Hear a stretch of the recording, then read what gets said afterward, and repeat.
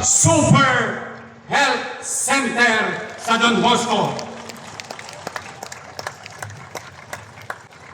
Mga taga-District 4, mga batang Sampaloc, shout out Maginal!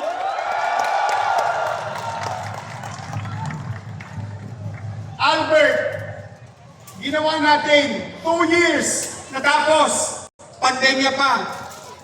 Nawala ako saglit, 3 taon na hindi pa tapos yung magsaysay. Shout out sa lahat ng alumni at mga batang Sampaloc. We are on track to finish the 10-story, fully air-conditioned Ramon Magsaysay High School building in Sampaloc.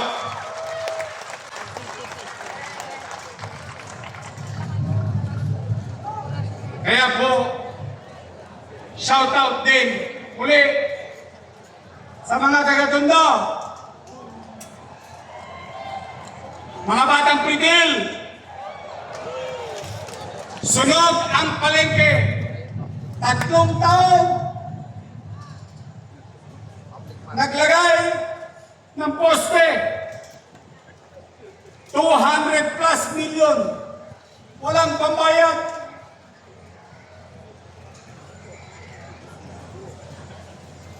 Yung isang linggo, nagbayad ako ng 90 million pesos. Para ano? Para magkaroon na ng tuldok yung hirap na dinaranas ng mga vendor natin sa palengke, sa Pritil Market. Batang Pritil, shout out sa inyo. Tatapusin ko ang Pritil Market sisimulan ngayong taon na ito.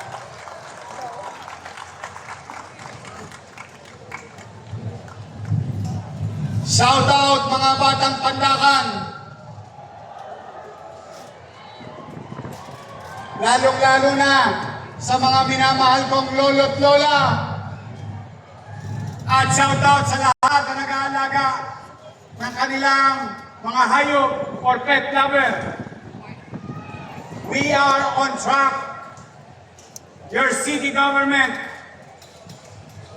with partnership to Metro Manila Development Authority.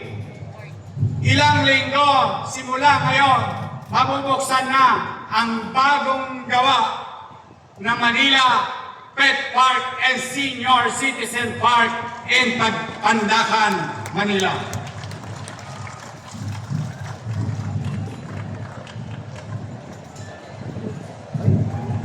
Peace and order. Palakpakan natin the men and women, uniform and non-uniform personnel of Manila Police District, headed by Police General Arnold Santiago. At may regalo sila sa inyo kagabi through the leadership of Colonel Pura and his men apprehended one of the biggest drug busts in the city, worth 6 million pesos. Palakpakan natin ang presinto ni Colonel Pura at ang kanyang mga kapulisyan. Si Colonel Kahipe, nakadali rin isang rapist,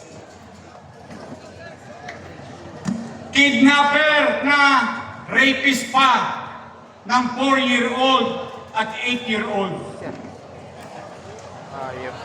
Sana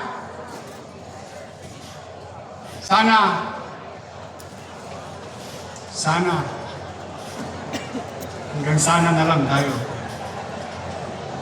But with regard to what happened in Tacloban, I, as Mayor of Manila, taos-puso po akong nakikiramay sa mga pamilya ng biktima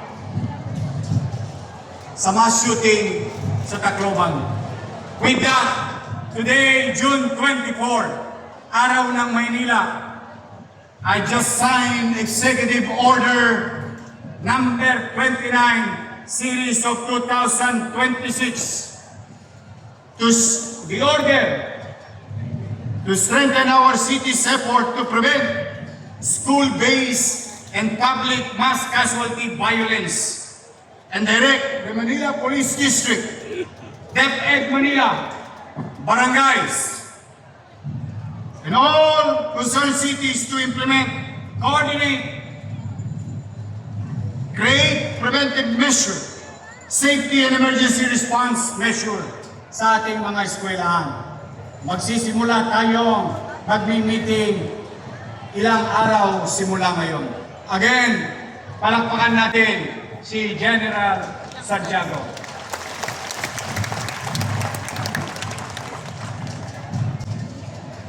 Muli, mga batang Maynila, gutom na ba kayo? Huwag kayong mag-alala, lilipas din yan. Hindi po ako mapapagod.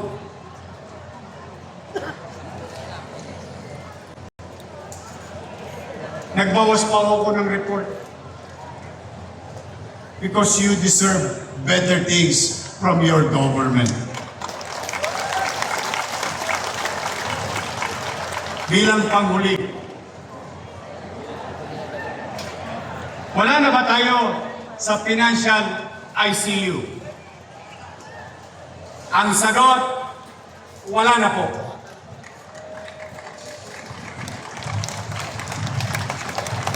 Nasa recovery room na po tayo ngayon. Financially speaking, sana'y magtuloy-tuloy. Do we have a balanced budget? Malayo pa po. Tanong, ma-achieve ba natin to? Hindi po imposible. Bakit? Matatag ang bawat Manileño sa bawat hamon, sapagkat pinagtibay ang lungsod ng Maynila sa lahat ng panahon. Ngayon, mga batang Maynila, ipinagdiriwang natin ang 455 na araw ng pagkakatatag ng minamahal nating lungsod. Hindi lamang natin ginugunita ang makulay na kasaysayan. Ipinagdiriwang din natin ang katatagan ng Maynila. Matatag sa hamon, pinagtibay ng panahon. Sa isang taong na nakalipas, muli nating napatunayan ang diwang ito.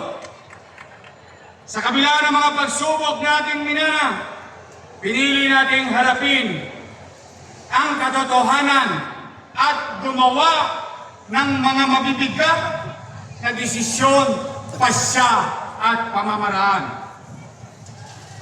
Ang fiscal management ginawa para maging disiplinado at responsableng pamamahala. Ang krisis sa basura, mabilis, nalinis at naayos. Mga problemang matagal, hindi ipinagliban. Tuloy-tuloy natin inilulutas. Ang kawalan ng tiwala, ginawa natin panibagong pag-asa. Hindi naging madali ang lahat. Masakit po sa katawan. 52 na po ako. Marami pa tayong babayaran. Marami pa tayong kailangang ayusin. Marami pa tayong kailangang itayo. Ngunit, may isang bagay na malinaw nating napatunayang lahat. At ito ay kapag tapat ang pamamahala, wastong paggamit ng pondo ng bayan, pagkakaisa ng pamahalaan at mamamayan, pagtutulungan ng ehekutibo at legislatura, posible nating makamit ang ating pangarap para sa mamamayan at Maynila. Ang lakas ng lungsod hindi nasusukat sa dami ng mga gusali o sa dami ng proyekto.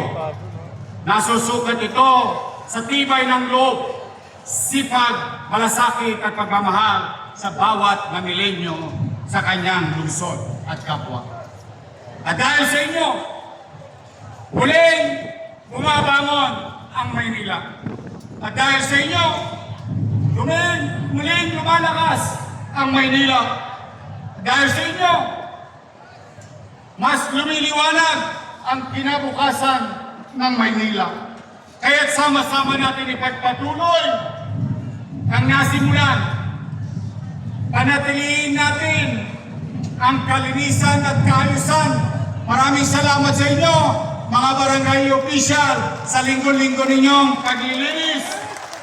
Pangalagaan natin ang ating komunidad.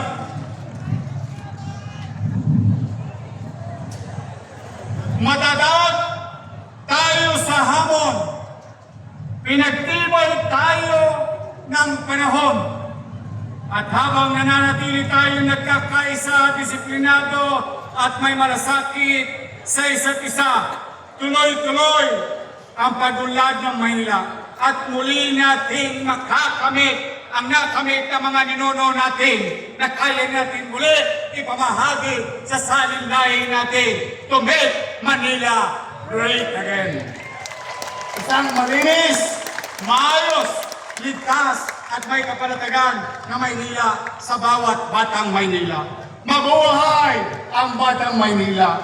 Mabuhay ang lungsod ng Maynila! Maligayang kapiestahan sa ating lahat, mga batang Maynila! Maraming salamat po at pagpalain nawa kayo ng buong may kapal.